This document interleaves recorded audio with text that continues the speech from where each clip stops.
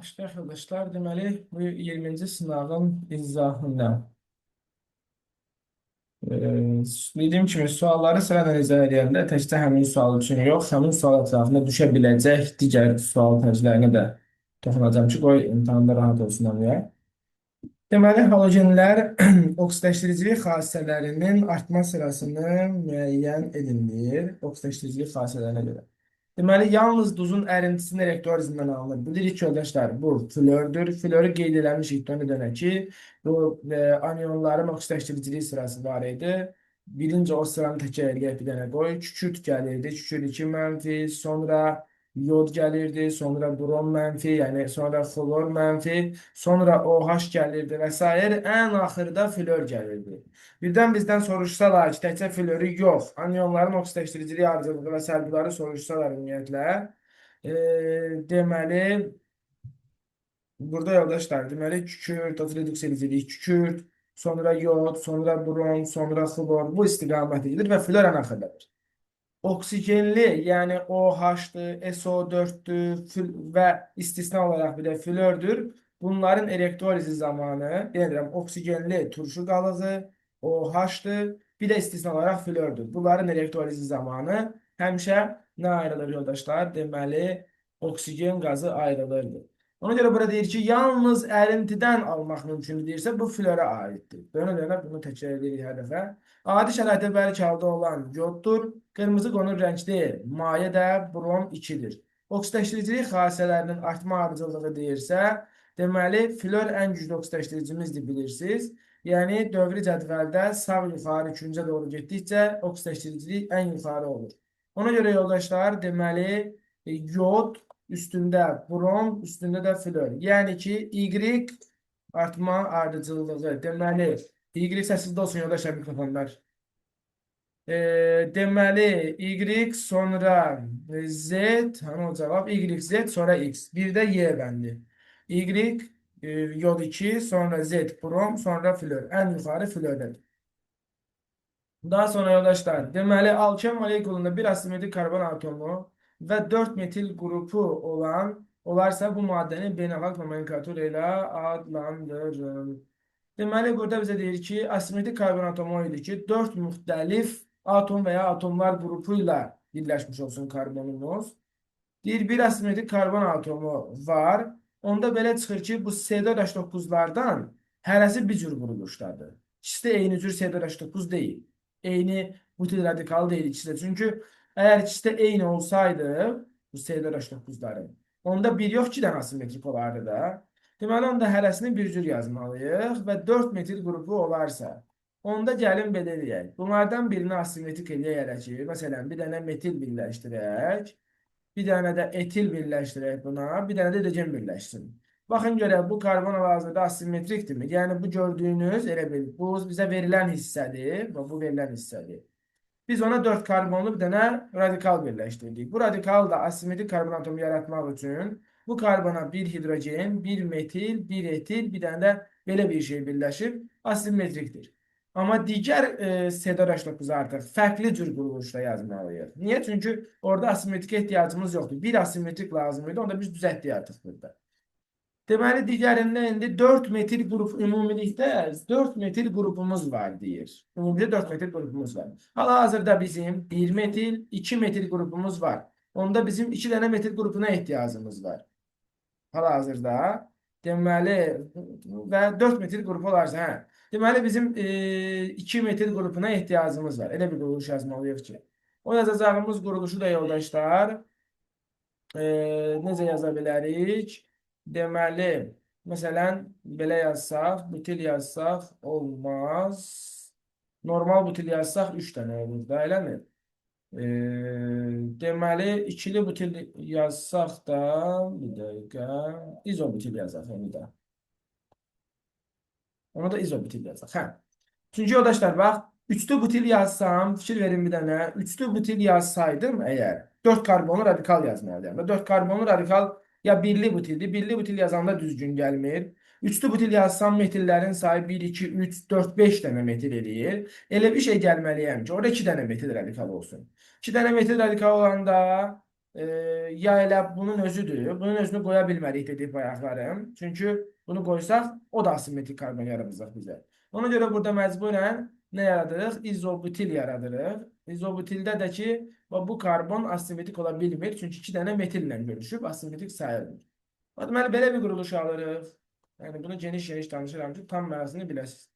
Bunu da adlandıranda indi yoldaşlar uzun zəncir seçilməlidir. Daha sonra radikal yaxın olan tərəfdən nömrələməliyik. Radikal bu yandan daha yaxındır. 1, 2, 2 qat rabitə, birinci 2 qat rabitə baxmadınız. 2 qat rabitə 1, 2, 3, 4-cü karbona düşür. Bu yandan 1, 2, 3, 4-cü karbona düşür. Eynidir də. Ona görə yoldaşlar radikal yaxın olan tərəfdən 1, 2, 3, 4, 5, 6. Deməli, nə edirik yoldaşlar? 2, 6, 6, 2, 6, hə, bu hidrojendir yoldaşlar. 2, 6 dimetil nə olur? Okten 4. Deməli, 2-də metil, 6-da metil, 2, 6 dimetil. Bu da 8 dənə karbon. Okten, 4-cüdə də 2 qat rabitə var. Okten 4. E bəndini seçirik. Daha sonra 1 molu 2 mol natrium H ilə reaksiya daxil olaraq normal düz əmrə gətirən karbon turşularını müəyyən edin. 1 molu 2 mol natrium H ilə reaksiya daxil olursa bu iki əsaslı karbon turşusu olmalıdır. İki əsaslı karbon turşusu da yoldaşlar, tereftal turşusu iki əsaslı karbon turşusudur. Tereftal turşusu iki əsaslı karbon turşusu. Bir də oksalat turşusu iki əsaslı karbon turşusudur.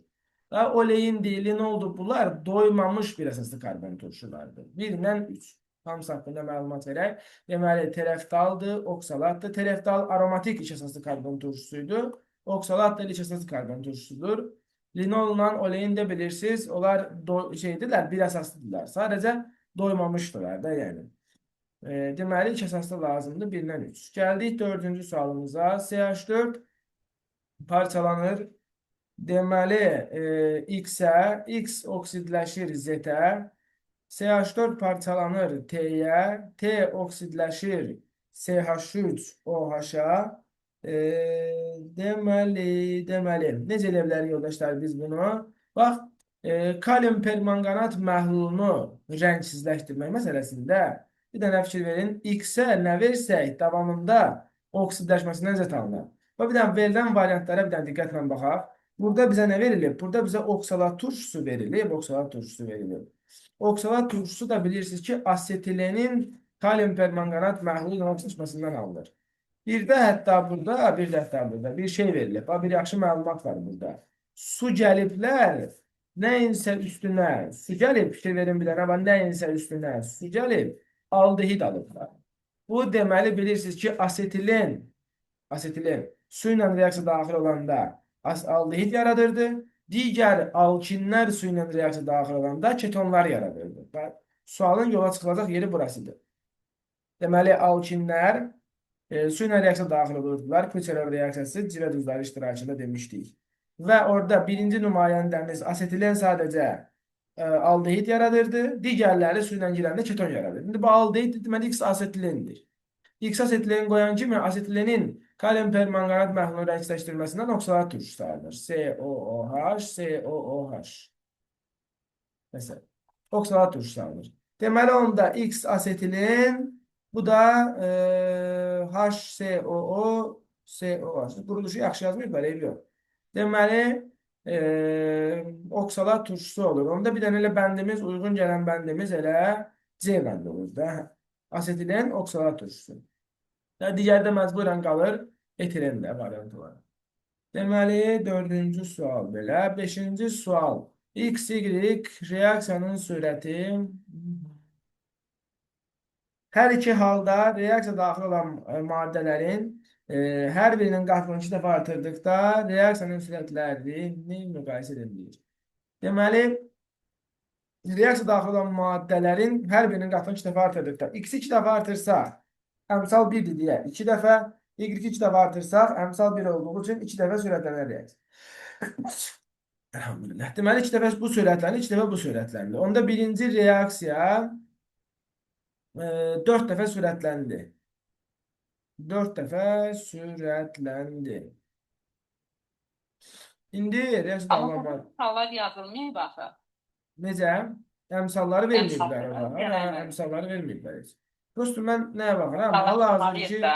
cari sürətlər də verilməyib. O da sualda bir problem. Bir dənə danışım, indi deyəcəm onu. Burada cari sürətlər də verilməyib ki, bax, bunları biz e, müqayisə eləyək. O da doğru bir şey deyil. Deməli, yoldaşlar, burada belə eləyək də biz bunu. Əmsallaşdırsaq, 2x y-in əmsalına yazsaq, y-in də əmsalına burada 3 düşəcək. Deməli, aşağıda y bunun əmsalına 2 yazsaq, x-in əmsalına 2 düşəcək. Reaksiyanı yazıb əmsallaşdırırıq. Hər birinin qatını 2 dəfə artırdıqda sürətlər arasında müqayisəni deyir. Yəni, bu neçə dəfə artacaq, bu neçə dəfə artacaq, bunlara baxmaq lazımdır. Sadəcə bir məsələ var da. Bu reaksiyanın hal-hazırki gərək V-lərlə işarələyərdilər ki, bu V-lərin eyni olduğunu bilək. Neçə dəfə artıb azalacaqlar, ona uyğun müqayisə edərək. Yoxsa bir şey V1 ilə V2 bir-birindən əlaqəsiz rəqəmlərdir. O sualın əksikliyi vardır balaca. Məsələn, deyək ki, bu V-lər eynidirlər hal-hazırda. Onda qatılığı 2 dəfə artırsaq, x-in əmsalı 1 olduğu üçün 2 dəfə x-ə görə, y-in əmsalı 3 olduğu üçün 2 dəfə artıranda 2 üstü 3 dəfə, 8 dəfə də buna görə. 2 dəfə, bu da 8 dəfə. 2 vur 8, 16 dəfə. Deməli, birinci reaksiya 16 dəfə sürətləndi. İkinci reaksiya isə x 2 dəfə artıranda 2 üstü 2, 4 dəfə sürətləndi. Y isə yoldaşlar 2 dəfə, çünki əmsalı 1-dir, 2 dəfə də bu. 4 dəfə, bu da 2 dəfə, 8 dəfə də bu sürətləndi. Deməli, yoldaşlar, 16 dəfə bu, 8 dəfə bu sürətləndi. Ona görə V1 V2-nin 2 mislinə bərabər olacaq. Sadəcə dediyim kimi V-lərin əvvəlki vəziyyətləri bərabər götürülməlidir burada. Daha sonra 6-cı sualımızda. Burada yoldaşlar, maddə oksigende yanma reaksiyasının istiliyi effekti Q, yanma istiliyi Q. Yəni yoldaşlar, elə eləmək lazımdır ki, reaksiyanın istiliyi effekti ilə yanma istiliyi eyni olsun. Bu nə deməkdir yoldaşlar? Bu yəni yanan maddənin yanma reaksiyasında əmsalının 1 olduğunu göstərir yəni. Yanan maddənin əmsalı 1 olmalıdır yoldaşlar. İndi gəlin qısaca göstərim. S ilə oksigenin reaksiyasında SO2 alınır. Burada reaksiyan istiliyi effekti plus Q olsa, yanan kükürdün əmsalı 1-dir. Ona görə bunun yanma istiliyini tapanda istiliyi effekti Q'nü bölürük 1'ə olur yanma istiliyi. Demişik ki, dönə-dönə yanma istiliyində bir istisna qayda yoxdur. Sadəcə reaksiyanın istiliyi effektini yanan maddənin əmsalına bölərək yanma istiliyini hesablayırıq. Amma əmələ gəlmə istiliyi belə deyil. Əmələ gəlmə istiliyində xüsusi qaydamız var ki, əmsala bölmək üçün mütləq bəsit maddələrdən əmələ gəlməlidir. Bunu xatırladıram, bax. Mən yəni burada sınaq izah eləmirəm. Arkadaşlar, həm ümumi təkrara toxunuram ki, qoy yadda qalsın. Məsələn, yanma istiliyində belədir. Amma əmələ gəlmə istiliyində tutaq ki, mən CO plus oksigen, CO2 alınır yazmışam burada. Burada reaksiyada plus Q qədər istiliyə ayrılır.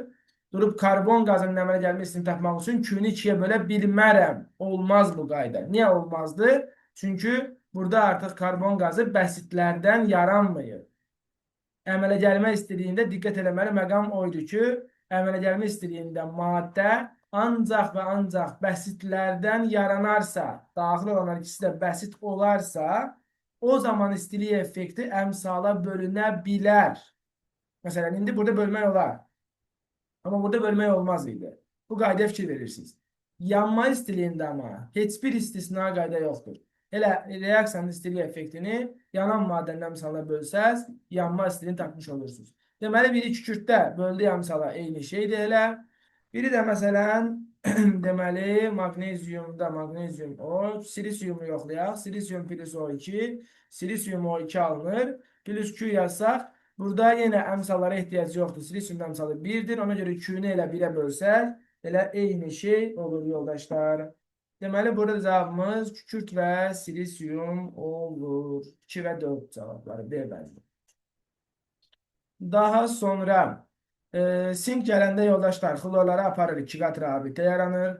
Daha sonra yaranmış bu birləşmənin gümüş iştirakında, gümüş katalizatorluğunda oksidləşməsindən Ne alınır yoldaşlar? Buradan alırız epoksit. Epoksidin de suyla reaksiyası zamanı bu rabitəni qırırıq, açırıq və bunu çeviririk etilen glikola. Etilen glikol.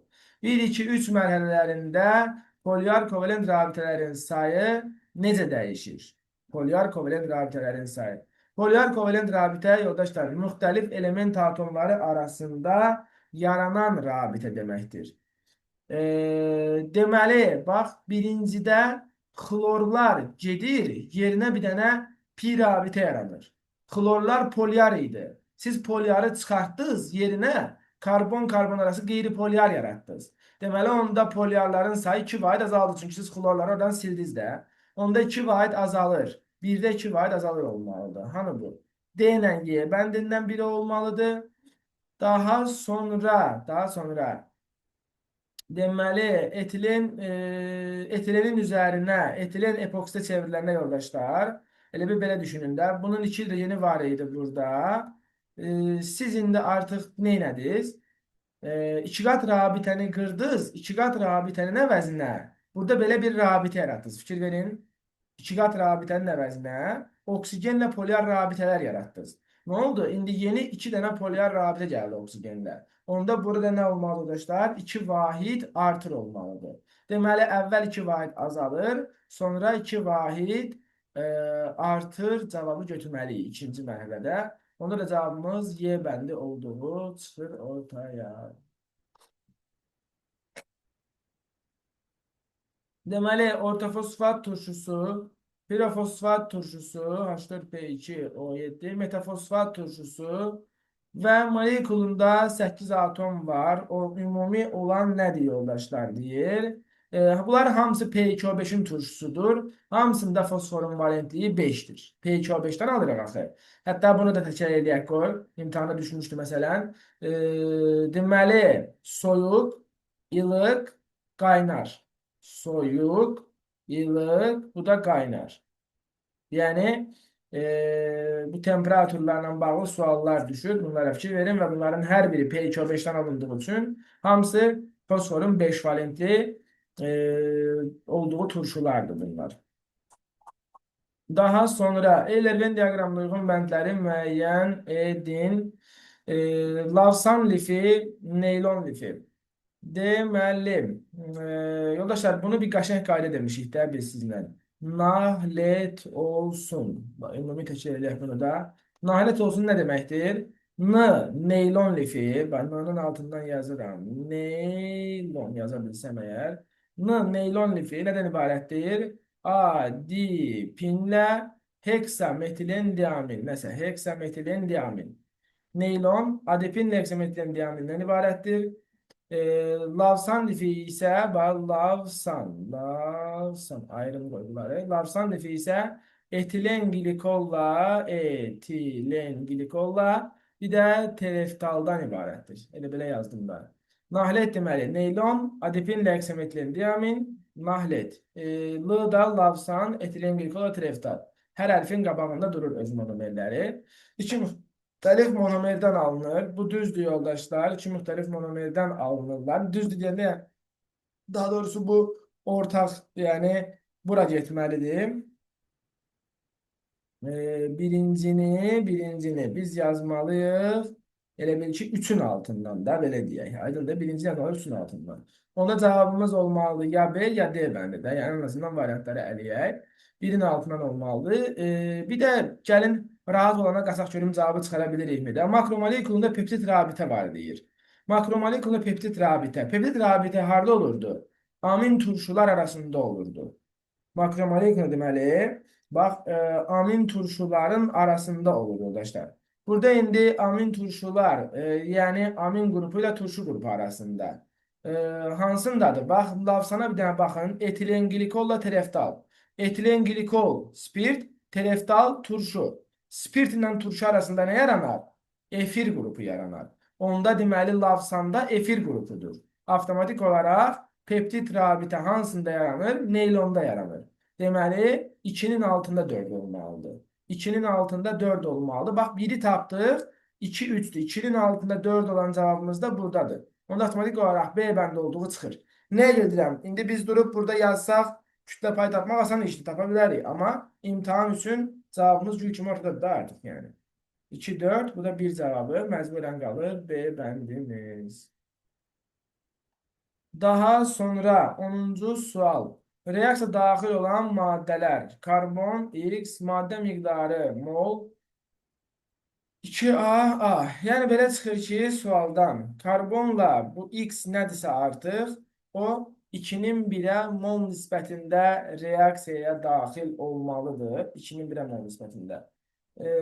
Məsələn, kalsiyumdan karbonun reaksiyasına baxsaq, buradan kalsiyum karbid alınır. Kalsiyum karbiddə də C-nin indeksi 2 olduğu üçün 2 karbon. Yəni belə çıxır ki, 1 kalsiyuma 2 karbon gelir. Yəni A qədər kalsiyuma 2A qədər karbon. Bu düzgündür. Ona görə yoldaşlar, cavabımızın birində kalsiyum ola bilər. Kükürtlə karbon deməli CS2 alınır. Karbonun valentliyi böyükdür orada. Karbon plus kükürt CS2 alınır. Karbon disulfid. Ona görə burada əksinə bir karbona kükürt girir. Bir karbona kükürt. Bizə nə lazımdır amma? 1X-ə 2 karbon girsin. Yəni əksi olmalıdır. Ona görə 2 olmaz burada. Azotda da yoldaşlar yazsaq. Deməli C plus N2 buradan alınır disyan. CN-lə 2 dəfə. Belə bir şey. Əmsallaşdırsaq 2 karbon düşür. Bax, burada da 1 azota 2 karbon düşür. Görürsünüz? Yəni A-ya 2A düşür. Ona görə 1 ilə üst bəndini götürə bilərik. Daha sonra XN-i müəyyən edin deyir yoldaşlar. Mangan O, mangan O4 bizdən nə istəyir burada? Bizdən X-i müəyyən eləməyimiz istəyir. Yoldaşlar, X-i necə müəyyən edə bilərik biz? Baxın, burada xlor O-da xlorun dərəcəsini gəlin hesablayaq. Bu xlor O mənfidirsə əgər, bu yəni istəsəz belə düşünə bilərsiniz ki, bu H xlor O-nun qalığıdır, üstü mənfi olduğu üçün bir hidrogeni itirib. Və ya elə bilirsiniz ki, xlorun yükünü hesablamaq üçün elə iyonun yükünə bərabər eləmək lazımdır dərəcələrin cəmini. Hansı rahat işləyə bilərsiniz? Mənfi 2 müsbət 1, xlor eləyir müsbət 1. Deməli, xlor O mənfidə, xlorumuz müsbət 1-dir. Xlor müsbət 1-dən gəlib xlorumuz mənfi 1-ə. Xlor müsbət 1-dən mənfi 1-ə gəlmə zamanı neynir? 2 elektron qəbul edir. Müsbət 1-dən mənfi 1-ə 2 elektron. Bunun qəbul etdiyi 2 elektron göydən düşmür də. Bunu kimsə verməlidir bizə. Bunu kim verəcək? Mangan 2 müsbət 2 elektron verəndə hara gəlir yoldaşlar? 4-ə gəlir, düzdürmü? 2 müsbətdən ikisini verəndə 4-ə gəlir, 4 müsbət. Deməli, manganın 4 müsbət olduğu variantımız nədir yoldaşlar? Mangan O2-dir. Mangan O2-dir. Oksigen sayına görə getsək səhv olar. Oksigen sayına görə getsək səhv olarmı? Əmsalları yazıblarsa, yox. Amma bir şey deyim də, burada başqa elə bir şey verə bilərdilər bəlkə də ki, orada oksigenin sayı tamamlasın, amma dərəcə düzgün gəlməsin. Onda problem olardı. Yəni, elə bir şey ola bilərdi ki, orada oksigenin sayı tamamilə 2 olardı. Məsələn, indi burada biraz çətindir formulu qurmaq, amma olardı ki, bəzən oksigenin sayı üstə düşsün, amma dərəcə həmin dərəcə olmasın. Da aydındır? Ona görə diqqət etmək lazımdır mütləq. Deməli, daha sonra mangan O2 götürəndə mangan başda müsbət 4 daxil. mangan müsbət 4 lazımdır. Bizə də elə müsbət 4 lazımdır da. Bəs mangan 2 müsbət yazıblar. 2 müsbətdən dedik, ikisini də verir, 4 müsbətə gedir də yoldaşlarımız. 2 müsbətdən ikisini verir, 4 müsbətə gedir. Bəs bayaqdan nədən danışırıq? Burada xlor deməli müsbət 1 idi. Müsbət 1-dən xlor gəldi mənfi 1-ə. Xlor 2 elektron qəbul edib deyirik. Xlor 2 elektron qəbul edibsə, digər tərəf də 2 elektron verməlidir. Mangan da 2 müsbətdən 2 elektron verir. 2 elektron verəndə hara gedir? 4 müsbətə gedir. Bizə 4 müsbət lazımdır. Mangan olsun. Sonra arkadaşlar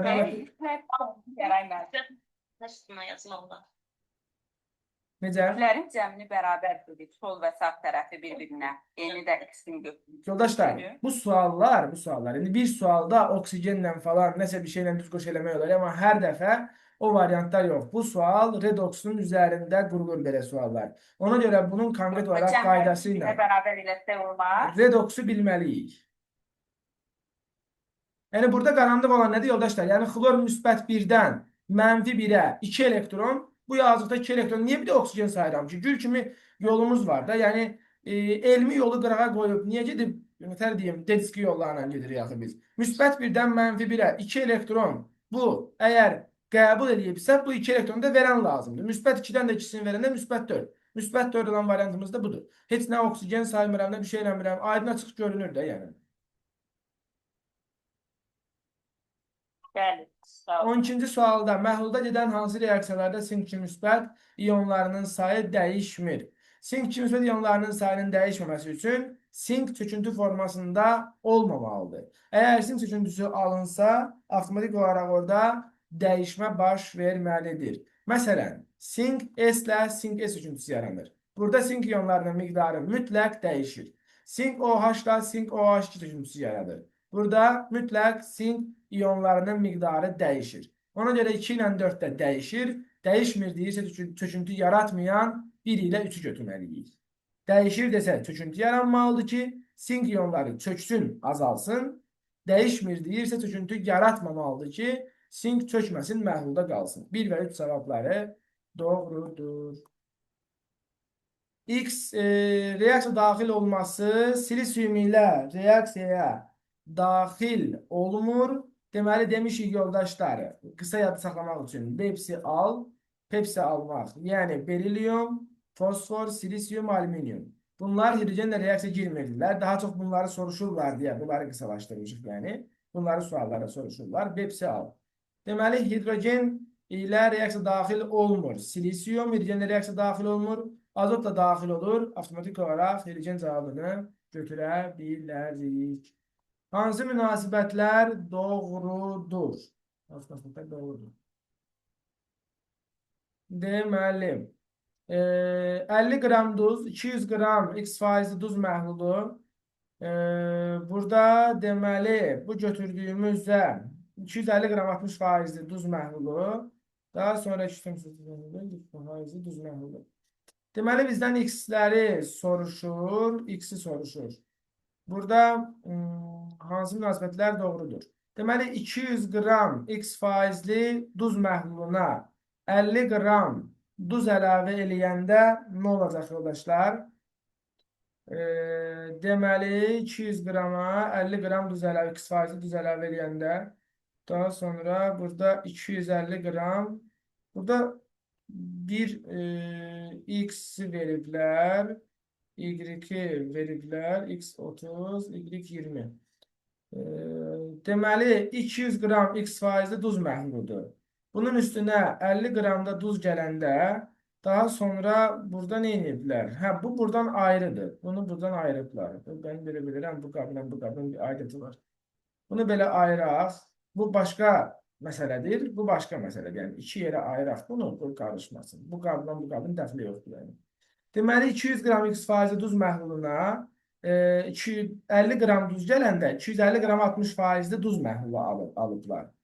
İndi baxaq görək 250 qram 60 faizli duz məhlulunda neçə qram duz olan şeydir? 250 qramın 60 faizi. 250-nin deməli 60 faizini tapanda eləyir yoldaşlar 150 qram. 150. Deməli burada 150 qram duz var. 250-nin 150-si duzdursa qalan yüzdə sudur.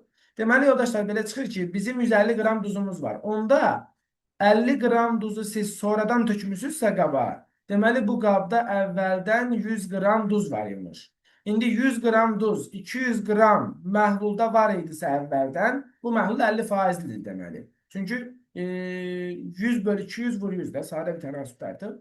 Deməli x burada eləyir 50. X-in 50 olduğunu tapdıq. Onda 1 doğrudur. Keçək indi buranı silək. Burada problem yoxdursa. Keçək indi burada ikinci hissəmizə. İkinci hissəmizdə yoldaşlar deməli. Yəni bu artıq getdi. Buranı bağladıq. 300 qram su gəlmişik 200 qramlıq məhlula və Y faizli duz məhlula almışıq. X-i biz necə tapmışdıq? X-i biz 50 tapmışdıq da. X 50-dirsə əgər 200 qram 50 faizli duz məhlulu. 250%-dirsə əgər, deməli, həmin bu məhdudda 100 duz, 100 də su var idi. Bunu bayaq tapdıq zaten. Buna indi 300 qram da su gələndə, artıq biz omeqanı tapanda 100 duz bölünsün 500 məhlul. Çünki suya məxrəcə əlavə edirik də. 100 böl 500 vur 100, o da eləyir 20%. Deməli, cavabımız olmalıdır x 50, y isə 20. Yəni 1 ilə 4 cavabları doğrudur. Daha sonra xlorla reaksiya daxil olan maddələr.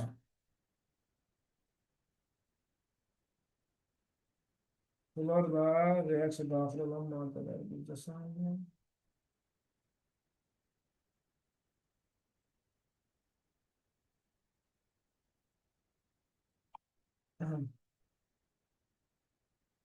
Həm. Xlorla reaksiya daxil olan maddələrimiz hansılardır yoldaşlar? Deməli, nə etməliyik? Kalsiyum, mis, magnezium və reaksiya daxil eləməliyik. Reaksiyaya sərf olunan xlorun mol miqdarı eyni kütlədədirlər. Onda belə bir şey deyək də, kalsiyum da 2 valentli metaldır. Xlor da 2 valentli metaldır. Bir saniyə yoldaşlar, gözləyin məni. Bir saniyə.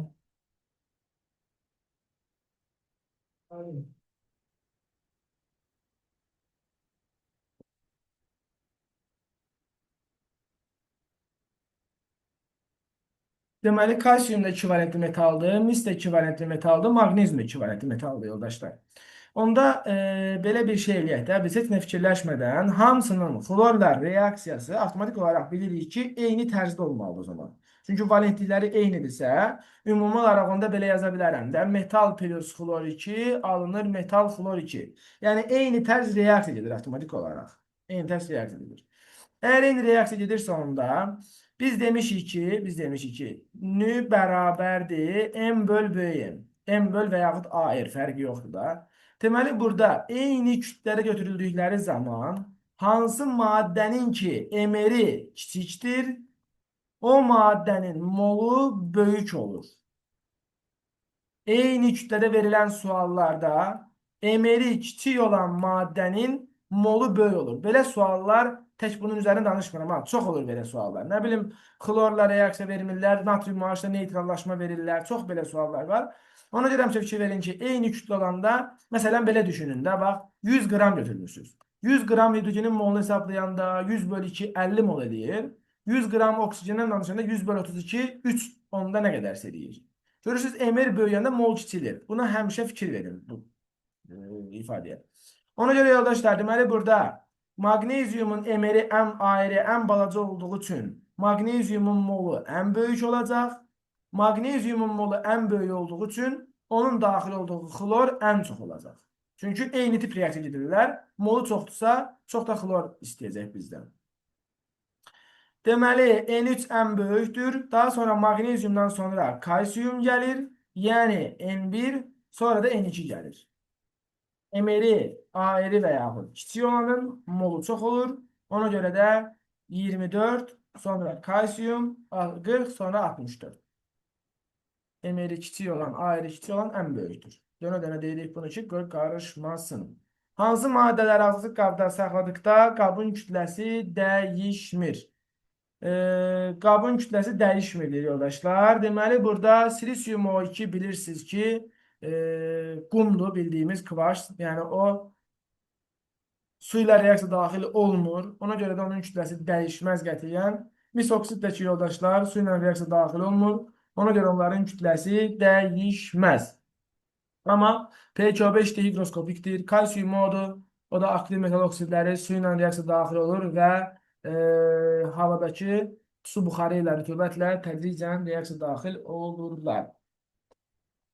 Daha sonra reaksiya daxil olan maddələri, X maddələrini müəyyən edin. Silisium, deməli, silisium X ilə girir.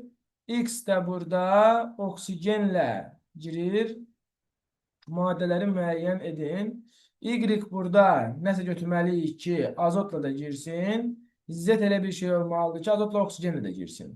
Onda gəlin belə bir şey eləyək də biz burada. Məsələn, xloru çıxaram zetin altından. Çünki xlor oksigenlə girmir. Çünki zet oksigenlə girməlidirsə, xloru çıxaram da buradan mütləq. Daha sonra X-in də altından xloru çıxaram. Çünki yenə xlor oksigenlə girmir deyə X-in də altından xloru çıxmaq lazımdır. Daha sonra hidrogen silisyumla girmir deyə Y silisyumla girir. Amma hidrogen olmaz burada. Y-in altından hidrogeni də çıxaram yoldaşlar. Qalır burada nə bəndimiz qaldı? A-nı, B-ni, Y-ni sildik. Hə, Y-in altında başqa nə qaldı? Baxın görün. Deməli, qaldı C ilə D bəndi qaldı. Qaldı C ilə D bəndi. Ona C ilə D bəndində kükürt dəqiqləşib artıq. Bura kalsiyum və xlor. Y-ə xlor versək, silisium, xlor, sonra Z-ə də kalsiyum versək, kalsiyum oksigenlə girər. Y-ə kalsiyum versək, Y-dən kloru da tutaq da, azotla getməyəcək ki. hanı? Y-dən, hə, Y-in altında xlor da var, düzdür, bəli. Y-dən xlor da çıxırıq, doğrudur. Çünki belə bir qayda demişik də, qalır onu D bəndi təkcə. Qalır onu təkcə D bəndi. Deməli, belə bir qayda demişik də, məktəb kursu üçün bu qayda çox lazım olur bizə. Bunu qoy yazın, burada qalsın. Deməli, flor, xlor, brom, yod. Bunları yazırıq, belə sual olsa.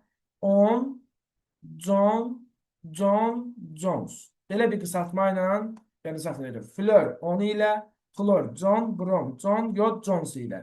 Oksigen, azot, karbon, oksigen, azot, karbon, oksigen, azot, karbon, oksigen, azot, kükürt. Bu qaydanı yadda saxlayırıq. Flor, xlor, brom, yod sıra ilə yazırıq. 10, John, Jones.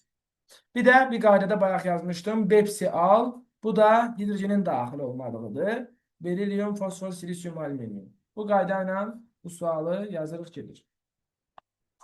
Daha sonra bu asetlenin dimerləşməsidir. Asetilin dimerləşəndə yoldaşlar, deməli, vinil asetilinə çevrilir. X maddəsinin molekulu üçün hansı ifadələr doğru deyil? Hansı ifadələr doğru deyil? Deməli, burada deməli, hibridlərin, qeyri-hibridlərin sayı ilə bağlı danışırlar yoldaşlar burada. Onda biz qeyri-hibridlərin sayına da baxaq. Deməli, bunun formulu C4H4'dür yoldaşlar. C4H4'dür bunun formulu. C4H4. Deməli, C4H4'dürsə, o zaman 4 dənə hidrogeni varsa, 4 qeyri-hibridi var. Bir də pi rabitənin 2 misli qədər demişik. Çünki bir pi rabitə 2 dənə qeyri-hibrid p orbitalından yaranır. Ona görə 1 pi rabitə, 2, 3 dənə pi rabitə var. 3 dənə pi rabitə varsa yoldaşlar, elə 6 da buna görə gəlmək lazımdır. Toplam 10 dənə qeyri-hibrid orbitalı var deməli bunun. 10 qeyri-hibrid orbital. Hibrid orbitalların SP, məsələn, sualda deyir ki, hibrid orbitalların sayı qeyri-hibridə bərabərdir deyir. Deməli, 10 dənə qeyri-hibrid oldu. Hibriddəki bu SP2, SP2, 3, 3 eləyir. SP, SP, 2, 2 eləyir. Cəmi nə qədər? 10 eləyir. Onu birinci doğrudur. A bəndə bizə doğru deyil istəyir. SP hibrid orbitalları... Burada X istəyir bizdən. Mislə əvəz olunma deyil o. Yox, bu şeydir, dimerləşmədir bu.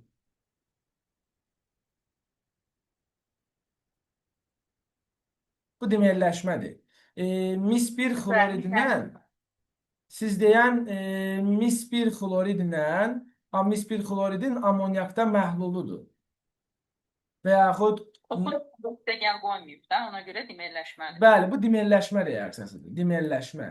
Plus mis-xlor yazsalar və amonyakda məhlulunu yazsalar, amonyakda məhlulunu, onda siz deyəndir. Və yaxud natrium yazıb, amonyakda məhlulunu yazsalar, gümüş bir oksid yazıb, amonyakda məhlulunu yazsalar, hə, o başqa məsələ. Amma bu mis-1 xlorid və ya yəni bu duzların iştirakında, ammonium duzlarının iştirakında, yəni katalizator iştirakında bu reaksiya aparılır. Bu da dimerləşmədir və ya karbon aktivləşmiş kömür yazanda isə trimerləşmə olur. Deməli, yoldaşlar, burada indi bunu yazdıq. Daha sonra da karbon atomlarının 20%-ni təşkil edir. B bəndində sp hibrid orbitalları. 2 dənə burada, 2 dənə burada. 4 dənə sp hibrid orbitalı var. Karbonun sp hibrid orbitalları karbonun orbitallarının 20%-ni təşkil edir. Deməli, yoldaşlar, 4 dənə sp hibrid orbitalı var. Karbonun orbitalları da ki, hər karbonun bir s orbitalı, 2 s orbitalı, bir də 2 p orbitalları. Toplamda yoldaşlar, toplamda. Deməli, həyəcanlananda 2s1, 2p3 olur da. Və yaxud ümumi olaraq, yəni belə deyək. Bir dənə s orbitalı, 2 dənə S burada. Bir də ki, P'li də yoldaşlar 3 dənə orbital. Yəni ki, eləyir toplamda 5 orbital. Karbonun çünki orbitallarının deyir. Cümlədə karbonun nə hibrid, nə qeyri-hibrid sözünü vurğulamıyor. Ona görə karbonun orbitalları deyəndə bütün orbitalları. Yəni 1 S-i də götürməliyik, 2 S-i də, 2 P-ni də götürməliyik. Deməli, bir dənə 2 S orbital var, 3 dənə 2 P orbital var, 4 orbital, bir dənə də daxildə 1 S orbital var. Toplam 5 orbital var karbonun. 5 orbitalı varsa 4 böl, daha sonra 5'e bölməyəcəyik hətta üzrü sayın. Burada 1, 2, 3, 4 dənə karbon var. Hər karbonun 5 orbitalı var. Onda biz bunu 4'ü bölməliyik. Burada 20'ye. 4 böl 20 vur 100. Ben burada SP değil aslında. Gələnlər bir eslərin ildən deyil, nə olar? SP hibrid orbitalları, SP hibrid orbitalları. Yəni SP'ni nəzərə aldım da mən də. SP hibrid orbitalları 4 dənədir də. Yəni karbonda bir orbital, S-də bir dənə, 2-5 dənə, bəli. Hə, doğrusu. Bəli. Bunlar. Deməli, baxın yoldaşlar, yenə deyirəm, sağ mikrofonlara xışıltı gəlməsin. Deməli, burada yoldaşlar, eləcəyimiz şey nədir? Səssizi alaq. Geçən eşitmirik yoldaşlar.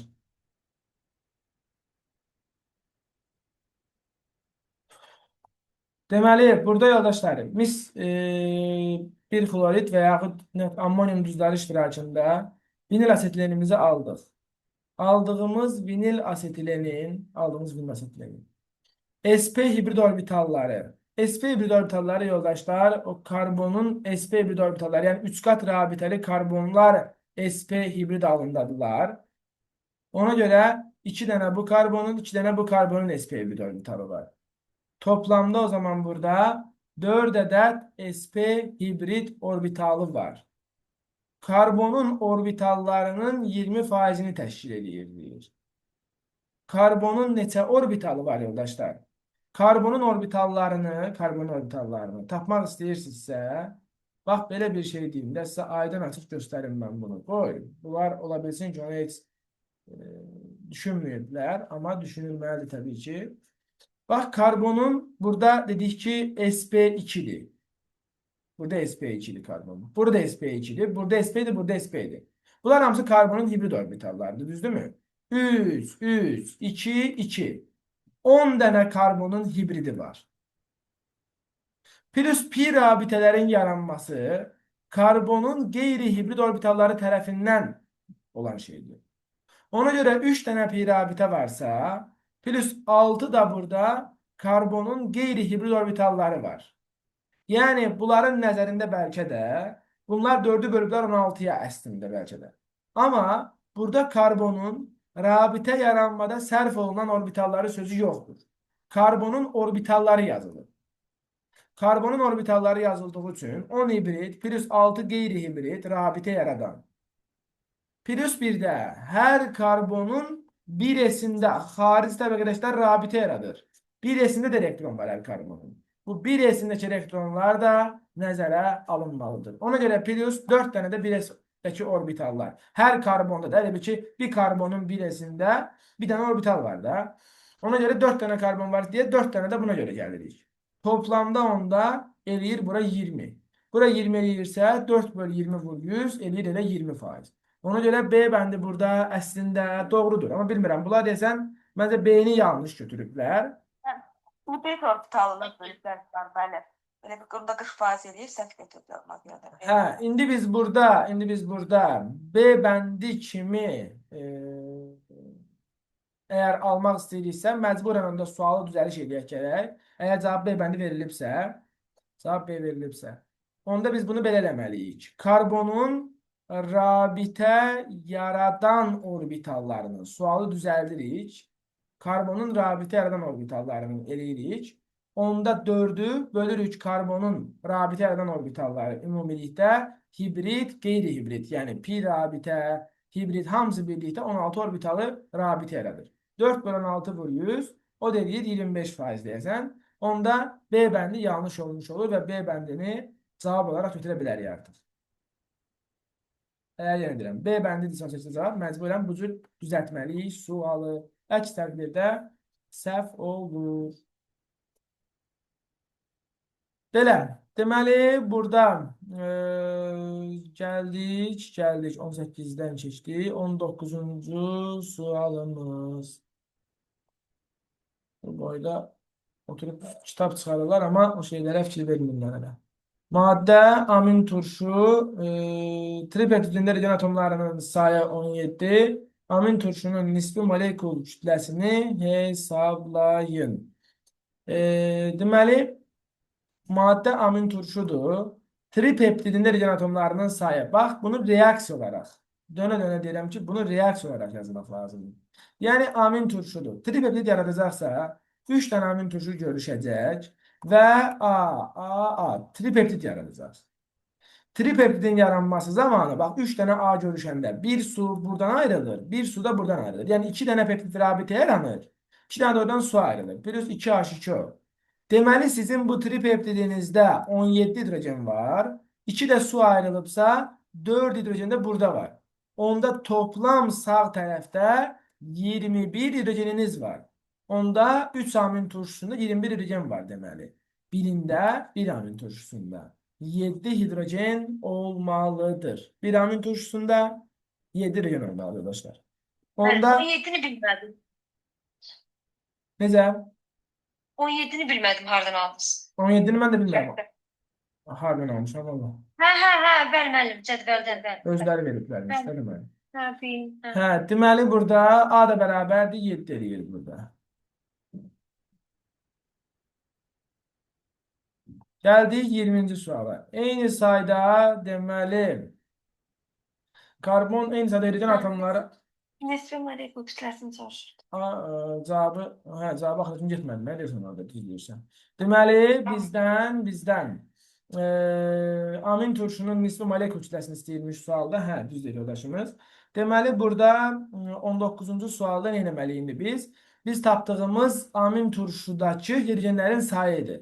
Əgər amin turşuda 7 hidrogen varsa, deməli COOH, sonra CH2, NH2. Hal-hazırda burada 2 hidrogen, 1 hidrogen, bir dənə də buna CH3 çalıştırsaq, yəni belə yazırıq da 3 hidrogen, 5 hidrogen, neçə oldu indi? Yox, bu CH qalır da, bu CH qalır da. CH3, CH2, CH, CH. Əla. Bu olur 7 dənə hidrogen var. 7 hidrogen. Ümumi formul kimi yazmadım da. Deməli, bu birləşmənin emerini soruşur bizdən. Bu birləşmədə yoldaşlar alfa alanindir və ya beta alanin də yaza bilərsiniz. Fərqi yoxdur, eyni şeydir. Alanin yoldaşlar bu da. Bunun da emerini hesablayanda 89 eləyir. Ümumi formul kimi yazmaq olar mı? Onlar təbii ki, niyə yazmırsınız? Belə də yaza bilərsiniz. Yəni, CnH2n amin turşu. Amma burada yaxşı olardı ki, yazalar ki amin turşu alfa. Yox, CnH2n plus 1 CnH2n plus 1 COOH karbon turşusunun formuludur. Və bu karbon turşusunu da siz amin turşuya çevirmək üçün bir hidrogeni buradan qoparırsınız, əvəzinə NH2 çalışdırırsınız. Belə bir formul yaza bilərsiniz. Problem yoxdur. Ben bir soru versem olar. Burada amin turşunun növünü yazmalıyım. Onun elə bayağıma gəldi yazmalıydılar, amma yazmayırdılar. Ev yox, yazmırlar. Onu yazılmalıydılar da. Elə onu fikirləşdim. Çox da dərinliyə girəndə hər sualda bir problem çıxır deyə çox şey eləmək istəmirəm də. Gecələr sonra problemli müəllimdir. Sonra 20-ci sual. Eyni sayda hidrogen atomları olan doymuş bir əsaslı karbon turşusu ilə Doymuş bir atomlu spirtdən alınan mürəkkəb efir molekulunda 10 polyar kovalent rabitə varsa, efiri müəyyən edin. Bax, deyir ki, eyni sayda hidrogen atomları olan doymuş bir əsaslı karbon turşusu ilə doymuş bir atomlu spirtdən alınan mürəkkəb efir molekulunda 10 polyar kovalent rabitə var. Deməli, yoldaşlar, 10 polyar kovalent rabitə varsa, polyar kovalent rabitələr bizə nəyi verir yoldaşlar? Polyar kovalent rabitələr. O deməkdir ki, bu mürəkkəb efir molekulunda CN, H2NO2 yazırıq da. Bilirsiniz ki, yoldaşlar, burada 2N qədər hidrogen var. 2N qədər hidrogenin hamısı polyar kovalent rabitə vasitəsilə birləşirlər. Yəni, bütün hidrogenlər karbonlara polyar kovalent rabitə vasitəsilə birləşirlər, yoldaşlar. Ona görə 2N qədər polyar kovalent rabitə olur. Və bizim mürəkkəb efirimizdəki bu oksigenlər də, bax, fikir verin bir dənə, bütün oksigenlərin yaratdığı hərəsi 2 valenti daxı, 4 valentliyin 4-ü də polyar kovalent rabitədir. Ona görə 2 oksigen varsa, 2N plus 4 qədər polyar kovalent rabitə olur. 2N qədər hidrogenə görə, 4 dənə də oksigenə görə. Bərabərdir 10 yazanda 2n bərabərdir 6 qalır, n bərabərdir 3 edir. Fikrim aydındır mı yoldaşlar? Bax, deməli hidrogenlərin sayı qədər polyar kovalent rabitə olmalıdır. Oksigenlər də karbonlara polyar kovalent ilə birləşirlər. Hər oksigenin 2 valentliyi var. 2 oksigenin 4 dənə polyar olmalıdır. 2n plus 4 bərabərdir 10. Buradan da n'in 3 karbonlu olduğu çıxır. 3 karbonludursa yoldaşlar, deməli 3 karbonlu ümumi bizim efirimizin karbon sayıdırsa, onda biz elə eləməliyik ki, bax, deyir ki, spirtlə turşunun karbon sayı, hidrogen sayı eyni olsun. Onda CH3OH eləyib, bir karbonlu spirtdə 4 hidrogen var, bir də CH3COOH 2 karbonlu turşuda 4 karbon var. Cəmi 3 karbon olmalıdır da, yəni. Cəmi 3 karbondursa, ümumi 3 karbon tapdım axı. 3 karbonun ya birini turşuya, ikisini spirtə verməliyəm, ya ikisini spirtə, birini turşuya verməliyəm. Belə bölüşdürməliyəm. Ona görə hidrogen sayıları eyni olsun deyə 2 karbon turşuya verirəm, CH3COOH. Bir karbonda spirtə verirəm, CH3OH. Olur hidrogen sayıları bərabər. Və burada deməli olur metil asetat. Metil asetat. Metil, bu da asetat turşusu. Daha sonra duru sulfat turşusu, ümumi olan qatı sulfat turşusu. Magnezyum ilə reaksiyada deməli H müsbət oksidləşdiricidir. Deməli bunu götürməliyik biz ümumi olan. Ümumi olan yoldaşlar, hidrogen ümumi deyil. Çünkü duruda hidrojendir, qatıda ama kükürtdür. SO2 və s. alınır. Ona görə bu ümumi deyil. Kükürdün oksidləşmə dərəcəsi müsbət 6'dır. Sulfat turşusuna kükürt hansı olur olsun müsbət 6'dır. Bu ortaqdır hər ikisinə. Duru sulfat misi ilə reaksiya daxil olmur. Natrium OH ilə reaksiyasından duz və su alınır. Burada neytrallaşır, duz su alınır. Burada da duz su alınır yoldaşlar. Ona görə 2 ilə 4 ortaq variant olur. NH4NO2 parçalanır. N2'ye plus H2O'ya. Bu parçalanır N2'ye krom 2O3'e plus H2O'ya. Bu parçalanır NO2'ye H2O'ya bir de O2'ye.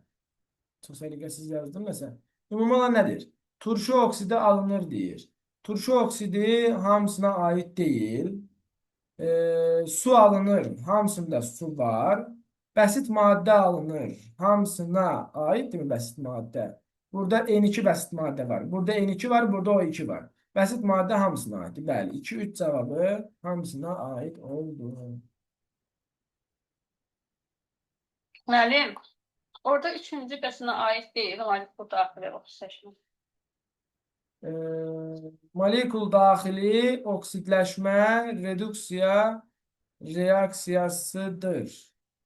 Baxın görüm. Molekul daxili oksidləşmə reaksiyası. Gözlüyüm bir dəqiqə. Bir yol. Birdə, birdə. Ben mesela Necə?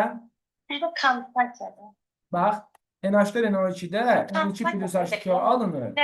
Burada bəli, deməli NH4-də azot mənfi 3-dür, NO2-də azot müsbət 3-dür.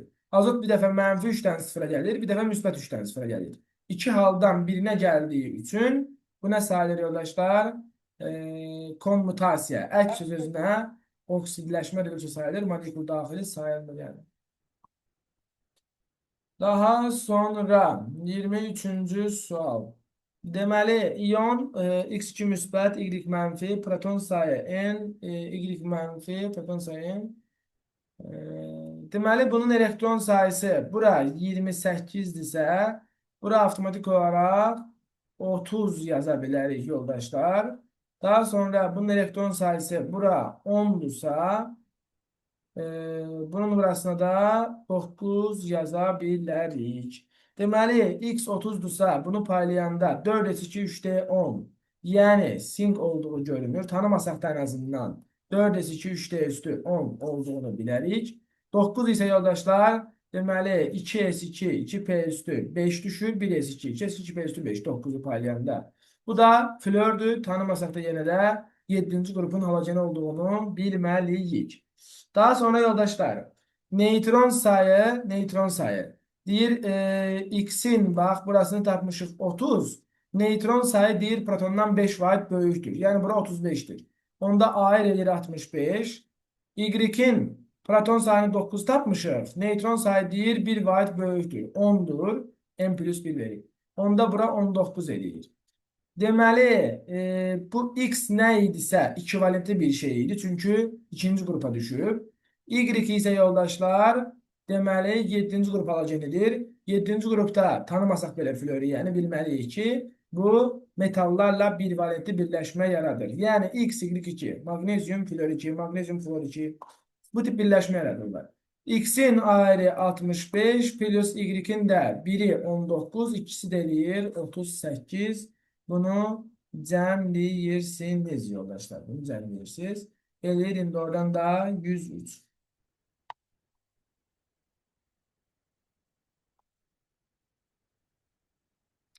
Etilen glikol və gliserin qarışıqda elementlərin kütləsi deməli etilen glikol qarışıqda elementlərin kütləsi 144'ün 26'ya kimidir. Oksigenlə hidrojenin kütlə nisbəti.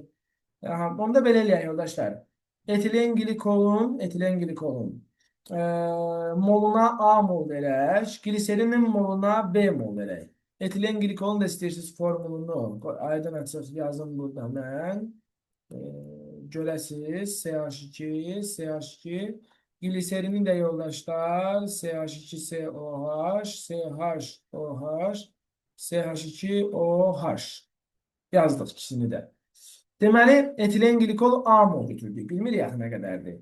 Etilen glikolun A molunda olan hidrogen, deməli 1 oksigen, 2 oksigen. 2 oksigen olduğu üçün 32 vuraq A qram oksigeni var.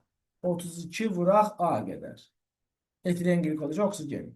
Plus gliserindəki oksigen. A 1 oksigen, 2 oksigen, 3 oksigen var gliserində.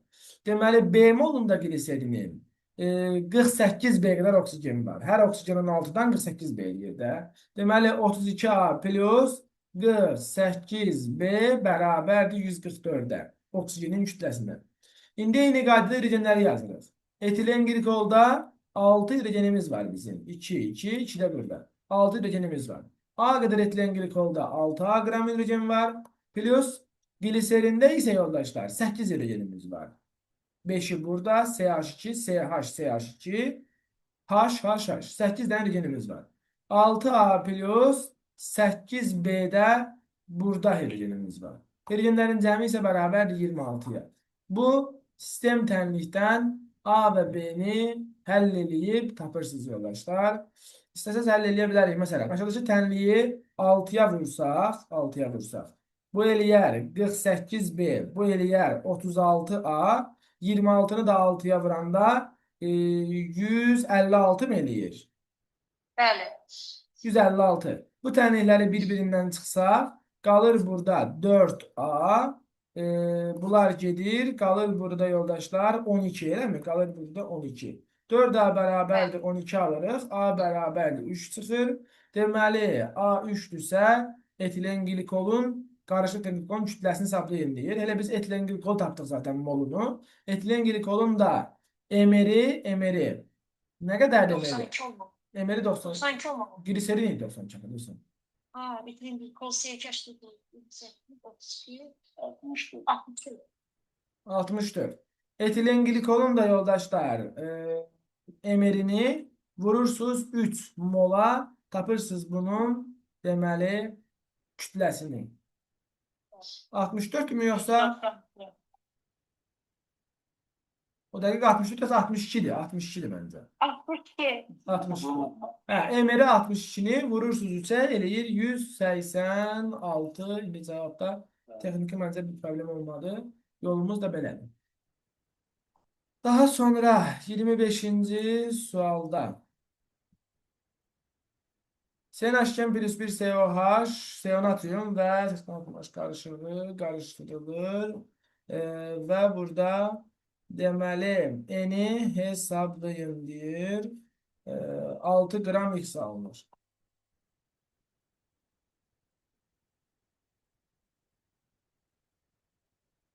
Burada CnH2 plus 1 bu hidrojenle görüşür, alınır.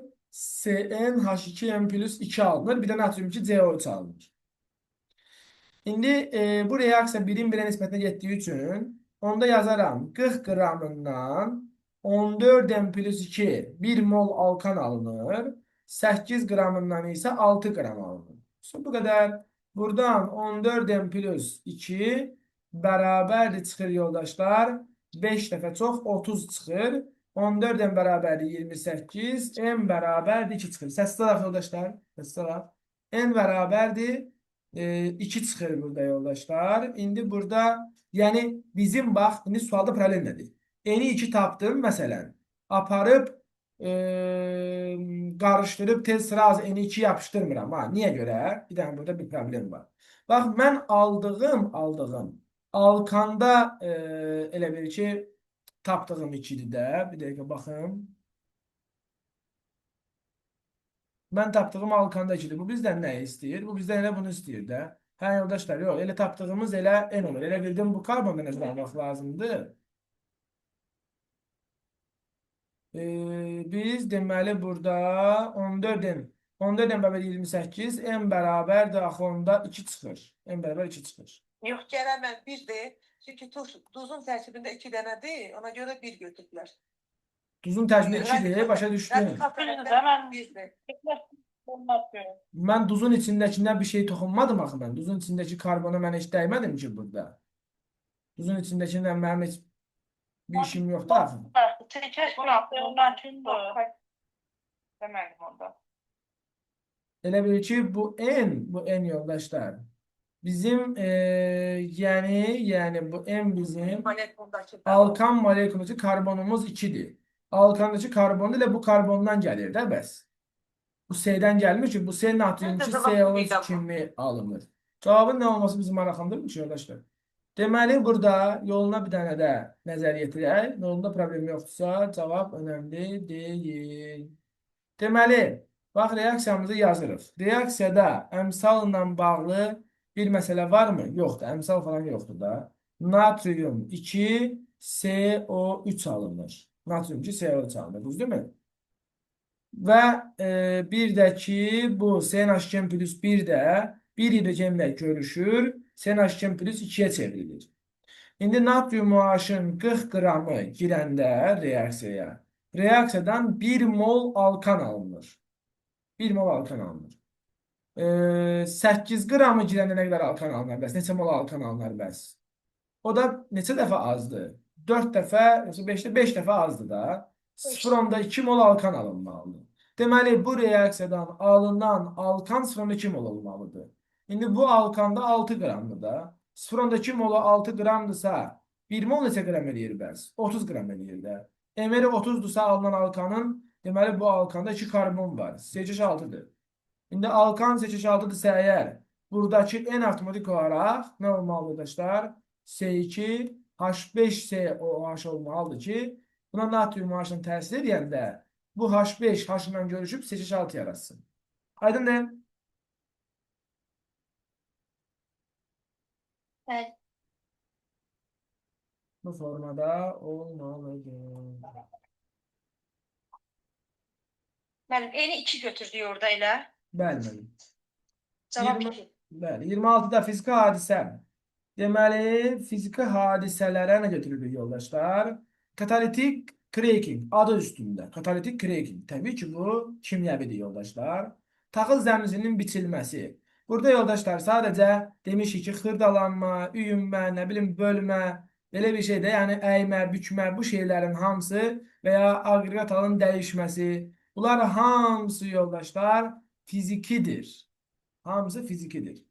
Kartofun cücərməsi. Təbii ki, yoldaşlar, burada kimyəvi proses baş verir ki, orada yaşıllanır, cücərir, orada maddələr mübadiləsi gedir, ona görə bu olmaz. Yodun sublimaziyası. Aqreqat halın dəyişməsi həmişə kimyəvidir. Qarışıqların ayrılması. 26-da qarışıqların ayrılması. Qarışıqları yoldaşlar ayırmaq həmişə fiziklidir. Məsələn, havadan oksigen qazını almaq, havadan azot qazını almaq. Bu fizikidir. Və yazıram bura. Hava, azot qazı. Hava, oksigen qazı. Bu fizikidir. Amma H2O oksigen qazının alınması bu kimyəvidir. Bu şeylərə fikir verin. Bu fiziki, bu isə kimyəvidir. Səs alın mikrofonları.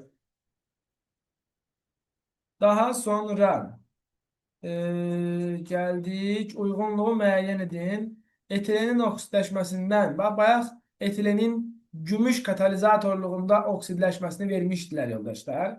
Qarışdırmayaq bunları. Etilen təkrar edirəm yenə. Məqsəd burada sınaq izah deyil. Ümumi hardan sual düşür, onların hamısı təkərləməkdir. Etilen gümüş katalizatorluğu iştirakında oksidləşəndə epoksidə, amma ağır metal duzları iştirakında oksidləşəndə isə yoldaşlar, buradan deməli aldehid alınır. Etanol alınır buradan aldehid. Buna fikir veririk. Deməli 1D sirkə aldehidi. Etilenin gümüş katalizator iştirakında indi yazdığım kimi epoksid. Hani bu B bəndi, 2'ye Bakı, epoksid, 1D. Üstdə də yoldaşlar, etilenin kalium permanganat məhlulunu rəngsləşdirməsindən ümumiyyətlə alkenlərdə 2 qat rabitə qırılır kalium permanganat məhlulu gələndə. OH-lar birləşir ora, yəni 2 atomlu spirtlər alınır. İndi bu da etilen glikoldur, ona görə 3'ə isə A bəndi etilen glikol olur. 1D, 2 Bakı, 3 isə A etilen glikol oldu. İsti natrium H məhlulundan X2 qazını buraxdıqda rəngin dəyişməsi müşahidə olunur. Kalsium H2 ilə isə ağardıcı əhəng yaranır deyir. Ağardıcı əhəng yaradırsa yoldaşlar, bu deməkdir ki, bu xlordur. Xlorun yoldaşlar rəngi ruhu bilirsiniz ki, sarımtıl yaşıl rəngdir. Zəhərli qazdır. Sarımtıl yaşıl zəhərli qazdır. Sonra birinci kimyəvi reaksiyanı yazın, əmsallaşdırın. Reaksiyamız yoldaşlar, reaksiyamız deməli kalsium H2 ilə kalsium H2 ilə xlor2-nin reaksiyasını yazsaq, kalsium xlor 2, kalsium xlor O-dan 2 dəfə plus bir də H2O alınır. Əmsallaşdırsaq yoldaşlar reaksiyanı. Burada deyəsən elə bir dənə şeyə 2 düşürdür. Bu başdakılara 2 düşür. Əslində bunu redoksdan da əmsallaşdıra bilərsiniz. Və ya qısaca da elə deyim istəyirsinizsə, kalsium H2'ye 2, xlora da burada 2 düşür. Bir də suya da 2 düşür deyəsən. Baxın bir dənə 4 hidrogen var burada. Burada 4 hidrogen olması üçün suya da 2 düşür. İndi bunu istəyirsinizsə əslində birdən imtahanda məsələn əmsalı bilməsə nə edəcəyik? Xlorumuz sıfırdan bir dəfə gəlir. Xlorumuz deməli mənfi 1'ə. Xlorumuz sıfırdan bir dəfə gəlir müsbət 1'ə. Hər iki halda yoldaşlar deməli xlorların indeksi 2'dir. Burada 2'dir, burada da 2'dir. Deməli burada 2 elektron, burada 2 elektron. çarpaz yerlərini dəyişəndə elə 1-1 düşür. Balans təmini qursaz 1-1 düşür. Deməli alınan bilirsiniz ki disproporsiyada alınanlara yazırdıq da biz sağ tərəfdəkilərə yazırdıq. Onda kalsiyum klor 2'ye 1, kalsiyum klor 2'ye de 1 düşür. Onda 1 kalsiyum, 1 kalsiyum, sağdaki kalsiyum var diye 2 de kalsiyum H2'ye yazırıq. Sağda 4 klor var diye 2 de klora yazırıq. Olur beraber. 2 de suya yazırıq. Bu danışdıqlarımızla bağlı problem yoxdursa, bir də bizdən 30-cu sualdan nə istəyir görək. 30-cu sualdan nə istəyir? Deyir ki, eni və reaksiya sərf olunan 6 mol bölü litr natrium OH məhlulunun həcmini millilitrlə hesablayın. Deməli, birinci reaksiya natrium OH-ın xlorla idi. Özdə orada belə yazılmışdı. Natrium OH-ın, üzr sayın, xlorun isti natrium OH yazılmışdı, səhv eləmirəmsə. Bəli, bax, isti yazıblar. İsti niyə yazıblar orada? Yəni ki, siz orada natrium xlor O3 alasınız deyə. Natrium xlor O3 plus bir də H2O. Bu Javel suyu falan adlanmır artıq. Bu reaksiyanı əmsallaşdırırıq. Daha bayaq qeyd elədim bir dəfə balans suyu ilə əmsallaşdırmanı. Burada 6 natrium OH-a bir dəqiqə gözləyim. Deməli, mənfi 1-dən 0-dan mənfi 1-ə, 0-dan bir dəfədən müsbət 5-ə. Burada deməli 5 elektron, burada da 1 elektron. Onda buna 1, buna 5 düşür, çarpaz qoyuruq və 6 natrium, 6 natriuma, sağda 6 xlor var, 3 xlora, bir də 6 hidrogen solda, 3 də suya yazsaq düzəlir. İndi burada veriblər bizə mollarımızı. Onda ən yuxarıda alınan ən çox mol natrium xlora aiddir. Ən az alınan isə 1 natrium xlor aiddir. Onda ortada olan isə suya aiddir. 5, 1, 3 əmsalları sırayla düzürsünüz burada. Böyükdən kiçiyə. Daha sonra deyir ki, qrafikinə əsasən eni müəyyən eləyək. Deməli, burada su 1,5 olanda nə qədər natrium xlor alınır? Su 3 olanda natrium xlor 5 alınır. Su 1,5 olanda nə qədər olar? 2,5 olar da 2 dəfə az. Deməli, natrium xlorun miqdarı olacaq 2,5. Daha sonra bizə nə istəyir? Reaksiyaya sərf olunan natrium OH 6 mol bölü litr həcmini hesablayın. 6 molyar deyir. İndi yoldaşlar, natrium OH məhlulunun molyarlığını veriblər. Molunu da biz tapa bilərik buradan. Belə görünür ki, 3 mol su alınanda dedik ki, bayaq 6 mol natrium OH sərf olunmuşdur. Əmsal 6'dır. Axı suyu 1,5 veriblər bizə. 1,5 suya nə qədər natrium OH olar bəs? 3 mol natrium OH alınır. İndi natrium OH-ın molu bəlli, molyarlığı bəlli. Qalır həcmini tapmaq. S bərabərdir. Nü böl V. Deməli, nümüz 3 oldu. Böl V'ni bilmirik. S isə 6 molyardır. Buradan yoldaşlar V bərabər deyir 0,5 litr. Yəni cavabı son 5 litr yazmırsınız. Millilitrlə yazıb da cəmaat burada. 500 milli yazırsınız ona görə. Yani bir sual verə bilərəm. İndi. Mamnunat.